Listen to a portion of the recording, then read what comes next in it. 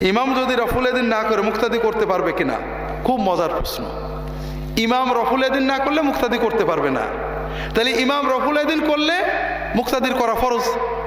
কাজে আমরা যারা হজে যাই কারণ নামাজ হয় না, কিন্তু ঠিক আছে তো, ইমাম ইমামের মতো পড়বে, মুক্তাদি মুক্তাদির মতো পড়বে। এই যে আপনারা বানানো বানানো মশলা বানাইছেন, এ বড় অদ্ভুত ব্যাপার। একতাদাই তো বেহাদাল ইমাম, যা করবে করবে, ঠিক আছে। ইমাম কি বলে, দোয়া মাসুর একটা পড়েছে, আপনি আর একটা পড়েছেন, নামাজ হবে না?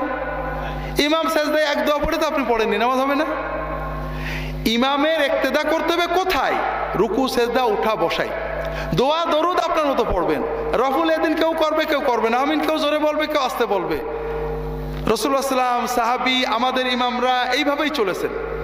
আমার এই বইটাতে পাবেন, এই যে বইটা হাত বাঁধার জায়গা, আমাদের হানাফি মাযহাবে রক্ত বেরোলে কি হয়?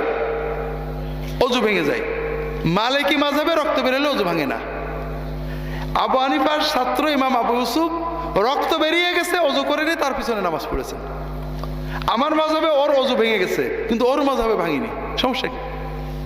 ইজতিহাদি এই বিষয়গুলোতে সাহাবী তাবেঈন আমাদের চার ইমাম উদার ছিলেন।